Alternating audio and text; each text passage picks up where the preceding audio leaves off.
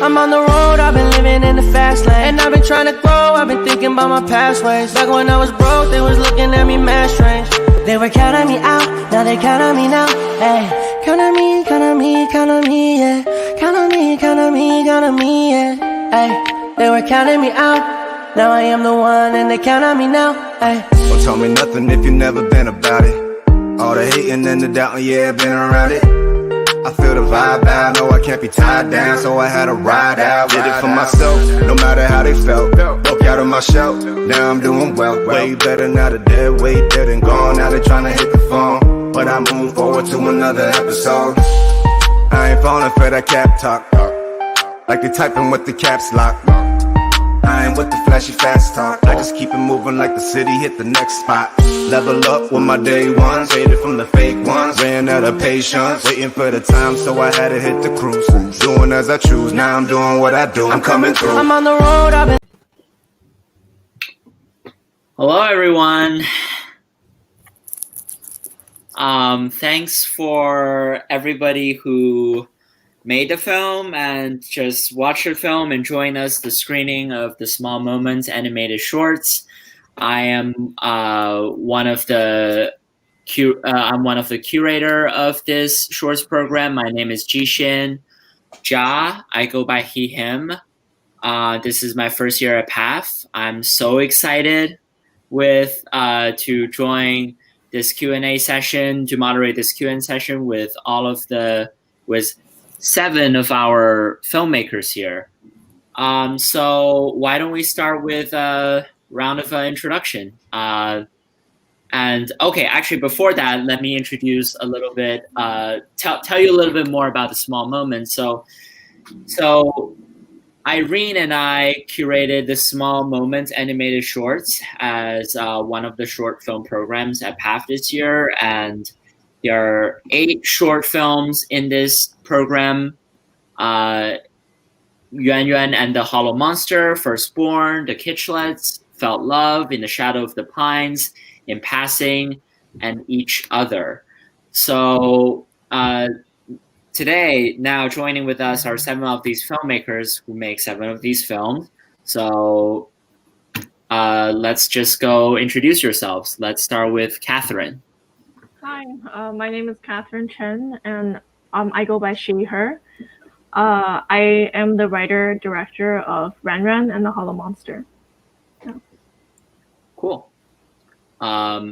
Angeline? Hi, I'm Angeline Vu. I'm the co-director of Felt Love. Cool. Anne? Hi, excuse me, sorry. Hi, I'm Anne Koizumi, and I am the writer and director of In the Shadow of the Pines, and I'm based out of Montreal, Quebec. Awesome. Esther? Hi, I'm Esther. I made In Passing, and I'm based out of Vancouver, Canada.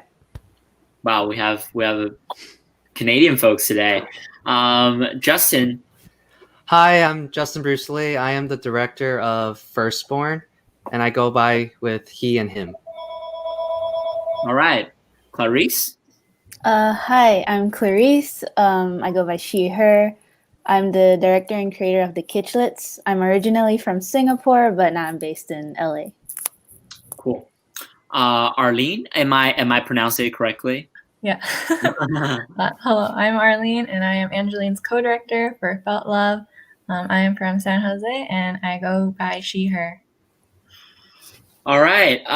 Cool. So first of all, congratulations. This is so great. Every one of you have done so great and tremendous work, and we're so proud to include your film into our program this year. So I would just want to give you a round of applause to everyone. Congratulations.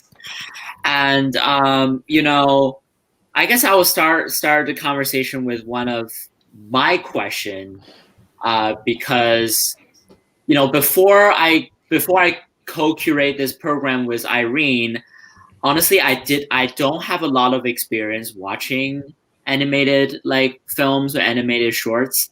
And, most of my memory before really tapping to this this area of like creation was really just, you know, Ghibli films, was really just Disney films. So we don't really know about like what's behind, you know, the animation and how to create animation. How is it different from, you know, live action filmmaking? So I just want to hear a little bit about all of you. Like, what's your background and how do you get into animation and what's the process? Yeah.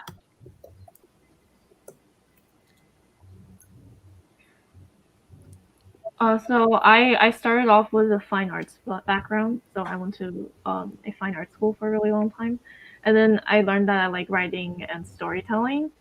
Um, and I looked up to a lot of the Japanese filmmakers, like the animated filmmakers.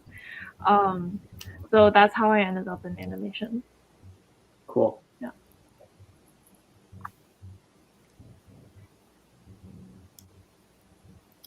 For me,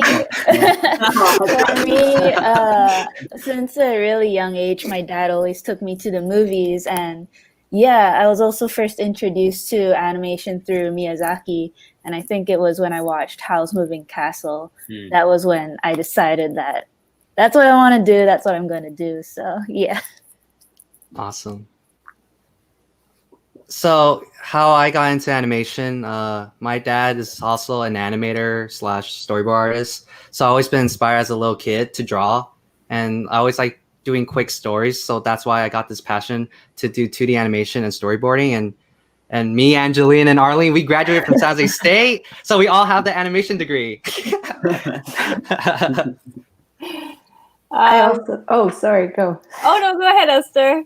I also graduated with a animation degree from Canada, so that's my film was made as the thesis project to that.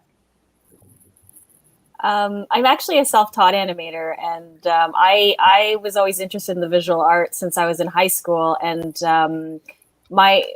I think I was really inspired by creating miniature sets. As a high school project, I created Van Gogh's bedroom into a 3D kind of diorama using clay, and I just love doing that. And I think that was really kind of what got me into stop motion, because I just loved creating miniatures and making puppets.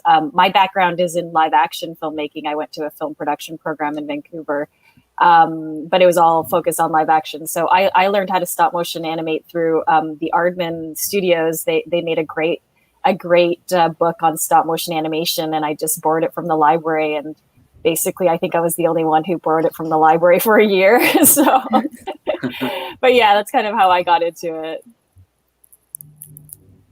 Yeah, I think I've just always been like watching like cartoons and movies, and like especially like shows like Avatar, The Last Airbender, and like stuff like that. And that's what inspired me, I guess.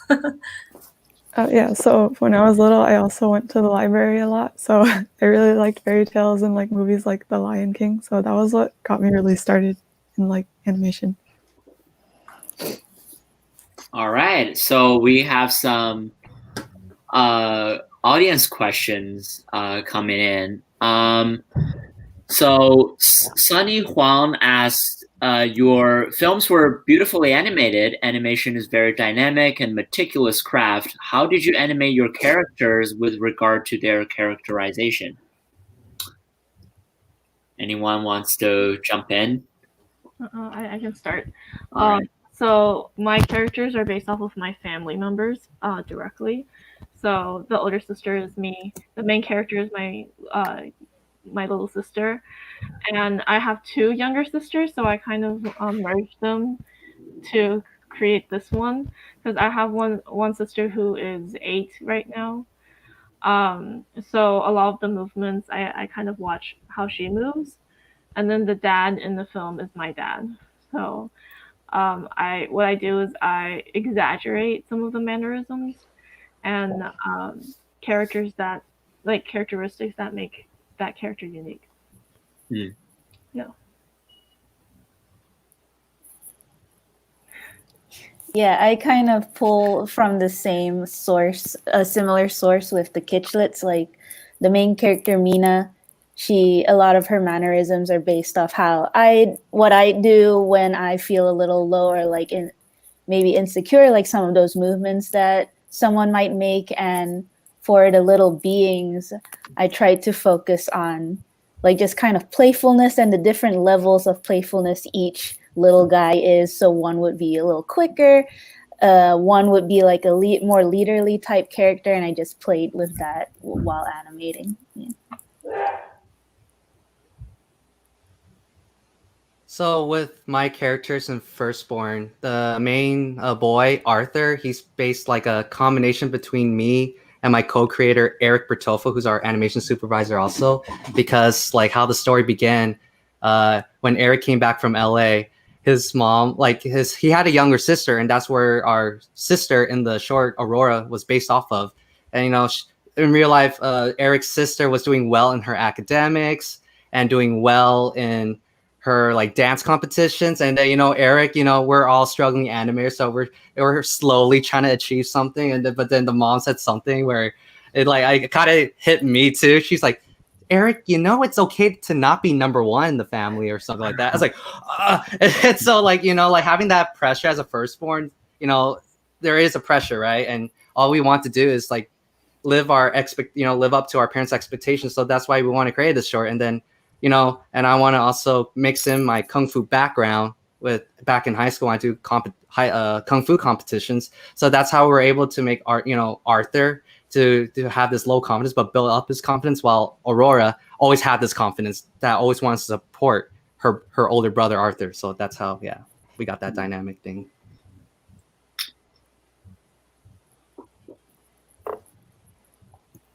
That's pretty cool. So all of the films that we have in this program this year are focused really, as our title suggests, they are small moments. So I want to ask all of you, because, animation, as we know, is always kind of about wild imaginations realized on, the big screen. And to really focus on small moments is a choice. And I want to just, kind of approach this idea of like, how does all of you kind of capture that small moments in your life that you feel like, oh, I need to turn this into art. Mm-hmm. Yeah. I could talk a bit about the opening and closing scene of my film, which is a scene where my father and I are mushroom foraging for a specific type of mushroom called matsutake.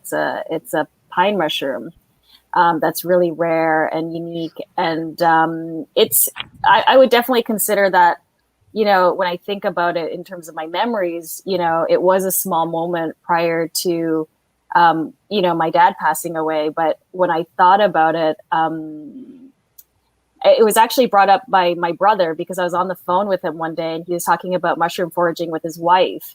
And he was saying, oh, don't you remember when we used to go matsutake hunting with dad? And I was like, yeah. And I was like, I loved those moments, and he would take us camping every summer. And that's what we would do. We'd go searching for mushrooms, and maybe as a kid, it didn't seem that fun, but when I think about it now, I appreciate it so much more. And so when he had mentioned that to me, I just knew instantly that was a scene. That was the next scene that I had to shoot. And I started building the set without really thinking about even the symbolism of it or what it really meant in terms of the film and in terms of me searching for my identity. But yeah, I really took it as an opportunity to recreate that moment and integrated it into my film, but also, really making that small moment a very, I guess I would say, a big moment in the film. But yeah. I think for our film, we wanted to focus on showing that even in the small moments, people can show their love for each other, and emphasizing that you can still spend time with each other even in these little moments and stuff like that. For me, it took a lot of trials. I brainstormed a bunch of different stories to tell, but then I can only dedicate 1 year to one film. So I I chose the one that I kept going back to, and the one I had the most memories from, and that just was the most unforgettable. So that's how I chose my moment. Yeah. Yeah, for me, I think the power of making short films is that you can focus on the small moments in things. You don't have to like always think about a big 3 act structure and all that kind of stuff. You can really hone in on a little point in time, a secluded world, or yeah, you don't have to explain too much about it. For me, I guess I always go on like my most recent feeling, like what's the most recent experience and that, you know, inspires me to make a moment. And for me, it was kind of the feeling of, you know, not being worried about your potential, being worried about outside. And that's kind of how I slowly created the Kitchlets. And yeah. Okay. All right. Sorry, did someone? No, it's okay. Yeah, so this is another question from Sunny. Were there any memorable animation choices you had to make?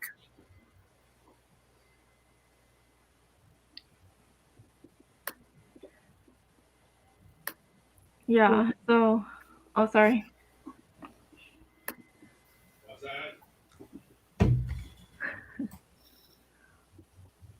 So for us, I did the production for most of my film during quarantine, like COVID. And I wanted to save money, so I animated most of it on the iPad. So like for using Procreate, because this way I don't have to use another 2D software where that's attached to the computer.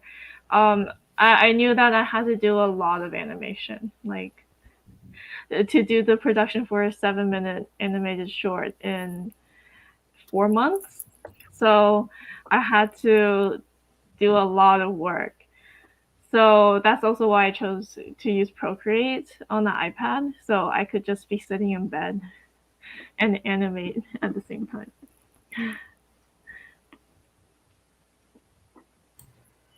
Yeah, there was a time where it was just me and Eric, and we're just planning to do black and white, really rough animation, and only color it during the kung fu parts because there's only like 2 of us. Until our we're all roommates, so our third roommate David, he finally joined our team, and he was able to produce like help us a lot with painting all the backgrounds and compositing the whole thing and add color to it. So yeah, and then he was able to 3D model the whole kung fu stadium for us to do those moving cameras to do the action. So like we're all really grateful for David for that. And so yeah, that was like yeah, we were just struggling like what do we want what we're trying to achieve with our short film, and we just really want to achieve that level where we just want to be satisfied like Avatar: The Last Airbender. Yeah, we're really inspired by Avatar and Fantasia, trying to get that magical feel for the film. So yeah, so there was a lot of trial and error. Like there was so many things like we had to test, and then yeah, it was a lot of hours, but it was all worth it. So yeah, there was just a lot of just do a lot of trial and errors, because then you'll have a satisfying result in the end. So. Oh, so for Felt Love, I think probably the most memorable animation choice we had to make was probably the stop motion we decided to do with our set. So we weren't sure if we were gonna do any stop motion at first because we were planning on just 2D animating all the characters. But then once we realized that the characters were interacting with like our set, like our physical set that we had built, like the boy is rocking his chair back and forth, we realized we had to like actually like attempt like a stop motion part. So that was probably the most interesting part for me. Yeah, for me, I guess it was like more like a lack of decision. At the end, I didn't really know how it was going to end, so I kind of just left it up to how I felt the day I was animating that scene. So I didn't really, my teachers were kind of bugging me on how it was going to end and to make a decision earlier, but I didn't really decide until I was animating it. So that was kind of interesting.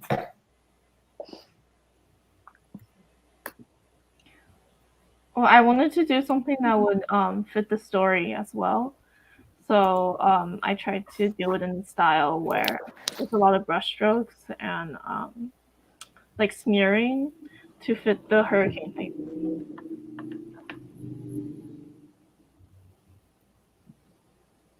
All right.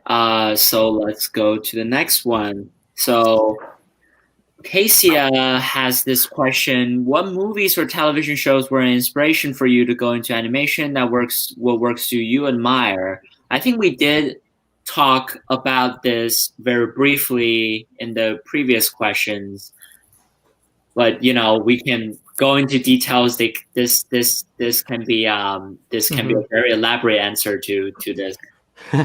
Yeah. I think So, you go first. You go first. Okay. I was just gonna say like I said again, like I really was inspired by like Avatar: The Last Airbender, but then also like shows like Gravity Falls and then like movies like Wall-E, and I just really liked the idea of like being able to tell a story that like you can't tell any other way. Yeah. Nice. I was also inspired by Avatar: The Last Airbender and just watching all the Studio Ghibli movies and even Disney. You know, like what we said, like Fantasia for all the special effects. Because originally, we were just gonna have the kung fu without any of the magic stuff. But then our great advisors like Raquel from Sounds Like State, she's like, we need to do something that's like you could do all this in live action. What can you do that you only could do in animation? So that's like, oh, so we're trying to get ideas to represent Arthur's like self-confidence and like when he's doing his kung fu performance. Originally we had like a shadow monster thing idea going on, like fighting his own demons, but that was too much work. So that's why we decided to like while he's doing his kung fu, he's like painting his own world, like to his own, like when he does kung fu, he's in his own heavenly kind of like place, his paradise. So that's where we start looking at Fantasia, After the Last Airbender, and all these special effects. And then we're like learning from all these YouTube tutorials for that. But we're also just inspired from an anime movie too called like Summer Wars. You know, we're just looking all like the best anime movies for backgrounds too. So it's like Summer Wars, it's so good. I specifically liked the Tale of Princess Kaguya. Oh yeah. And I also really liked a new one that came out that year called Children of the Sea, visually. So there were a lot of things that were done with 2D animation that was a little bit minimalist and used a lot of textures that I really liked. And I thought that was different from what I was used to seeing.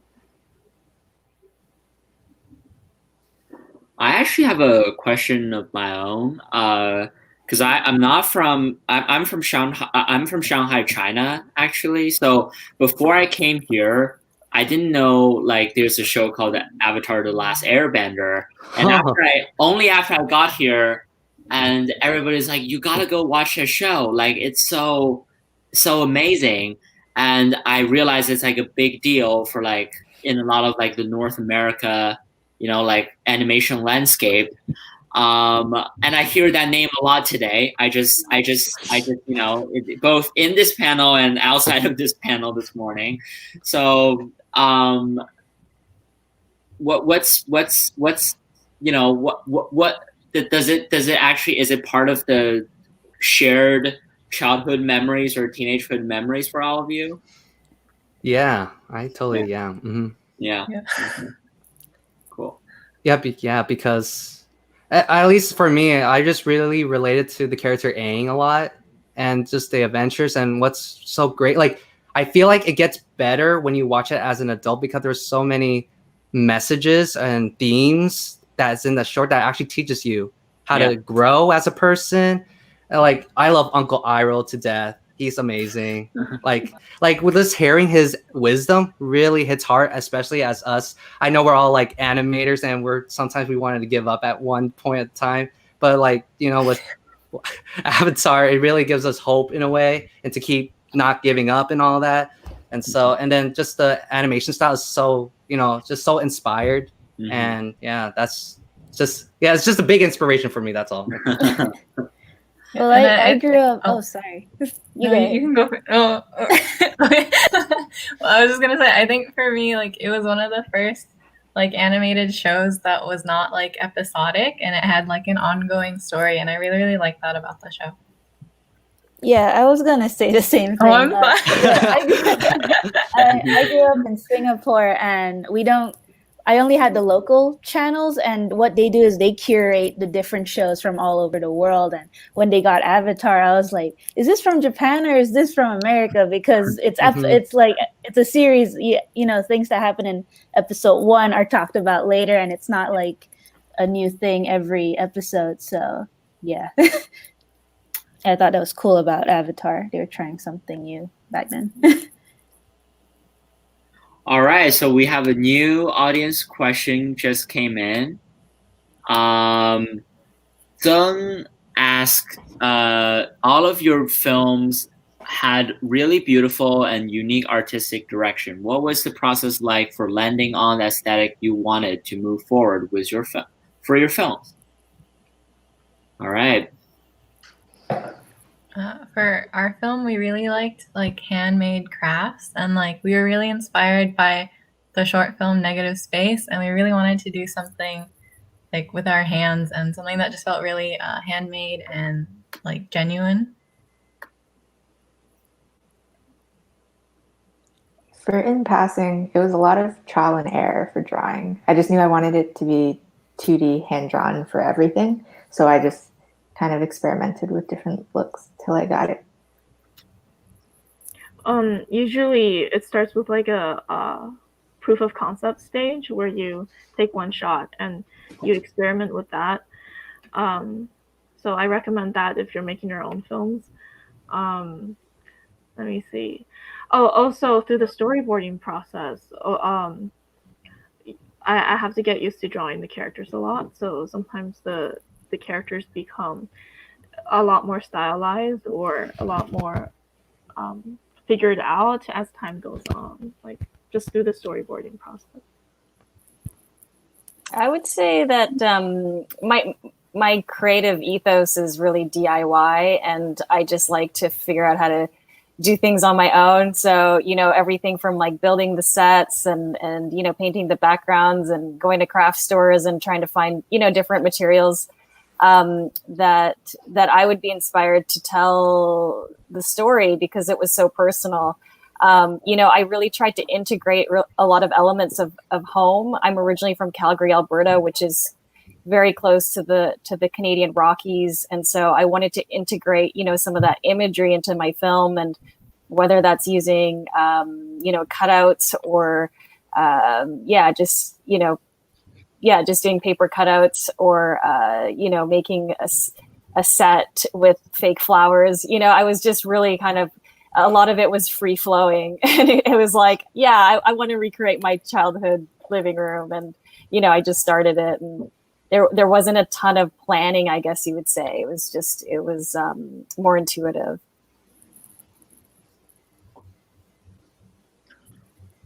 All right, so let's since we are almost at the end of our Q&A session, you know, let's just move on to the last question. And I want to ask all of you to say a little bit about what do you hope, like, the one thing that children and or adults will take away from your film?